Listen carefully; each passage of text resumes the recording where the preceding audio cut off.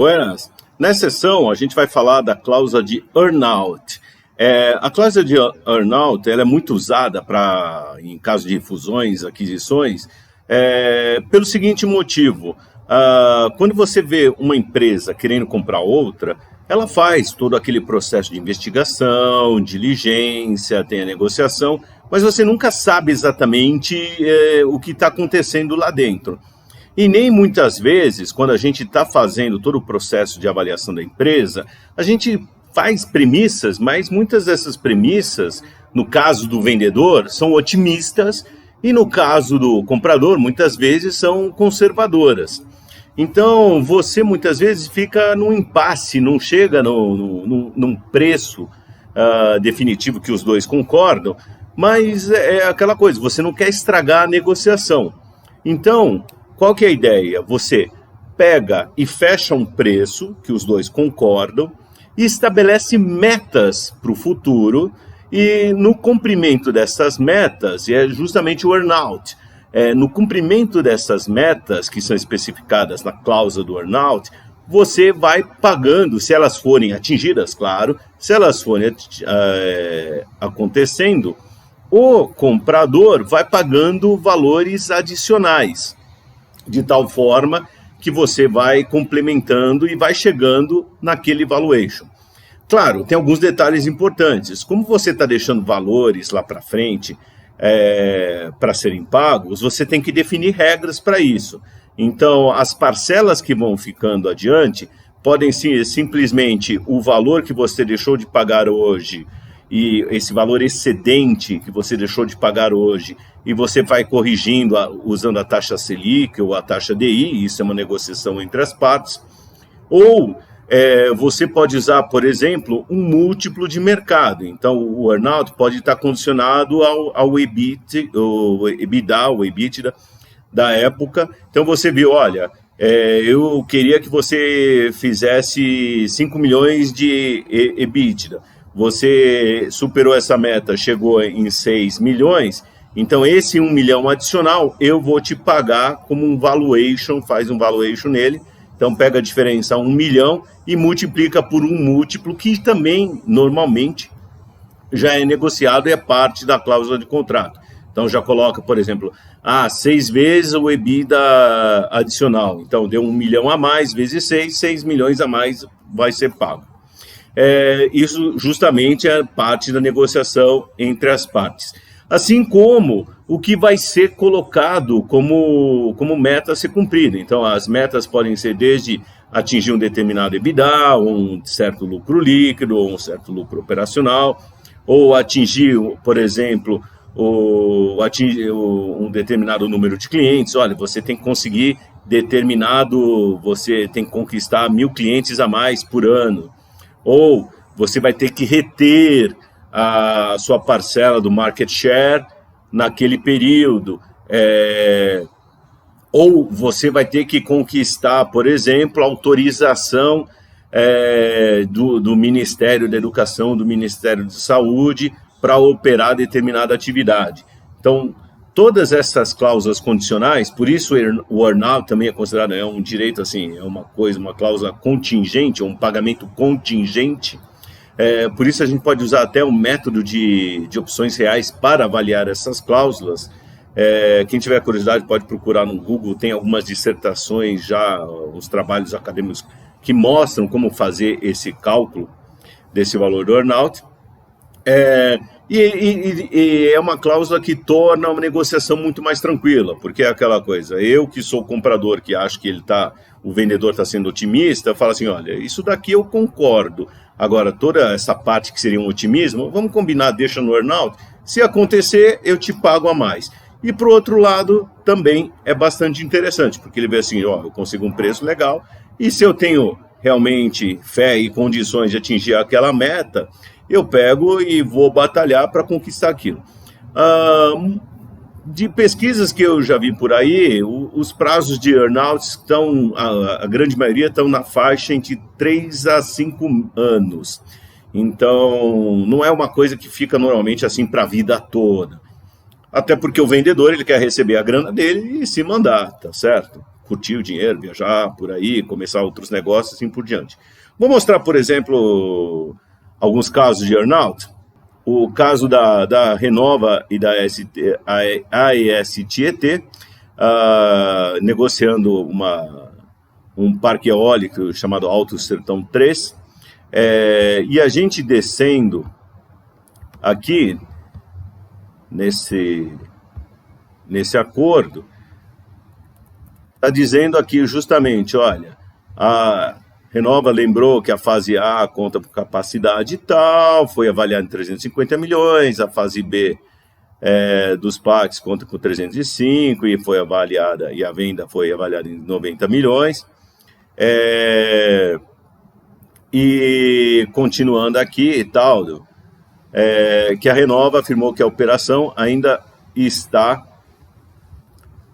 e esse é o ponto do earnout, queria mostrar para vocês, que a operação está sujeita a um acréscimo de valor. Então, muitas vezes nas cláusulas dos contratos de fusões e aquisições, vocês não vão encontrar isso como com o termo earnout. Alguns usam especificamente, claramente isso, o termo earnout. Alguns usam o termo um preço adicional, um adicional de valor, o acréscimo de valor, mas é justamente nessa ideia, contingente alguma coisa acontecer, se paga algo a mais.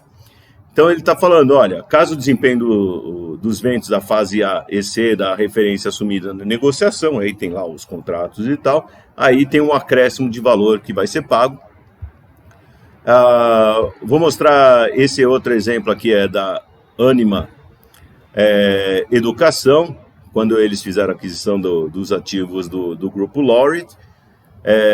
Então aliás, essa é uma transação bastante interessante, porque tem muitos aspectos para serem estudados nele. Então, para fusões e aquisições, para quem gosta, eu recomendo, uma transação que tem muitas cláusulas e tal para serem estudadas. Então, aqui do earnout, estão falando aqui da toda a operação e tal, e vai, mas o que eu quero focar aqui, ó. A proposta da Anima Educação inclui ainda 203 milhões de reais a título de earnout por 135 vagas de medicina pendentes de aprovação. Então aí, ó, foi claro.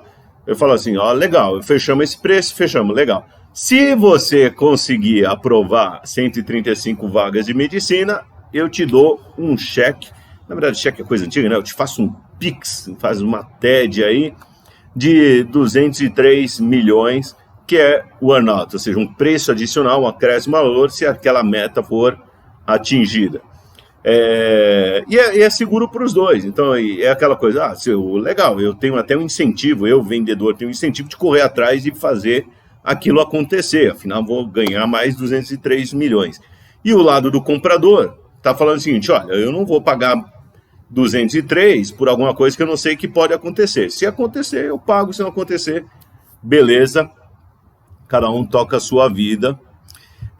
E aqui um outro exemplo da Lopes, que faz intermediações no mercado imobiliário, operações no mercado imobiliário, e também fez várias aquisições usando o earnout. Então, se a gente, inclusive, procurar aqui o termo earnout aqui no texto, aparece 28 vezes, tá ok? Inclusive ele falando, olha, que a receita líquida atingiu 503 milhões e tal, desconsiderando os efeitos não recorrentes com o reconhecimento da segunda parcela do earnout. E aí eu vou avançar. Então eles têm todo aqui, ó, no earnout. Ele tem tabelinha de pagamentos do earnout. Aliás, vou até mostrar essa tabelinha aqui do pagamento do earnout, para vocês verem aqui. Aqui, ó. Então eles têm toda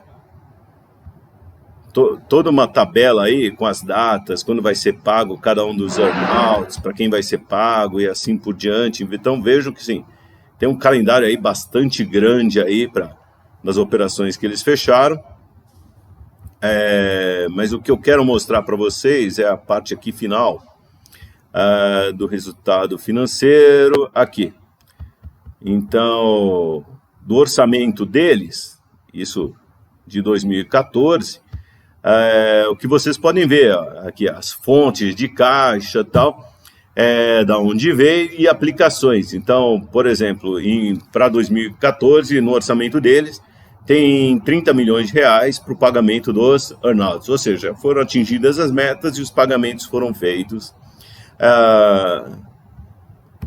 Muito bom, pessoal. Essa é a ideia do earnout. Agora, nem tudo são flores, existe uma coisa também, uma cláusula chamada kick-out, ou kick-out. O kick-out é chutar assim longe, chutar para fora, dispensar, tá certo? O que acontece?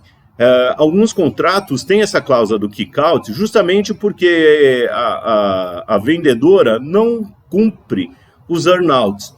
Então você pode colocar ali as metas para serem cumpridas e os pagamentos ficam contingentes ao cumprimento das metas, mas você também pode pôr uma cláusula de kick-out, já se o sujeito do outro lado, o vendedor da empresa, não atinge nada. Então você colocou, olha, a cada 3 meses tem que mostrar um crescimento e o sujeito nunca atinge nenhuma meta. Então você pode pôr a cláusula do kick-out, justamente para encerrar a brincadeira, falar assim, olha, eu fiz um earnout e tal, para você atingir a meta, você não está interessado com isso, não atinge nada, então vamos pro seguinte, cai fora, cancela isso, eu paro de te perturbar, entendeu? Não vou olhar mais as metas e você segue sua vida, a gente combina aí um pagamento ou uma indenização, dependendo se for o caso, tá bom? Mas, assim, é uma cláusula para conhecer, tá aí, porque às vezes é o seguinte, você ouve uma operação, fulano comprou a empresa por tanto, e aí você descobre que, na verdade, ele não pagou todo esse valor, pagou um valor menor e o resto está contingente ao atingimento de determinadas metas ali no futuro, tá bom? Até mais!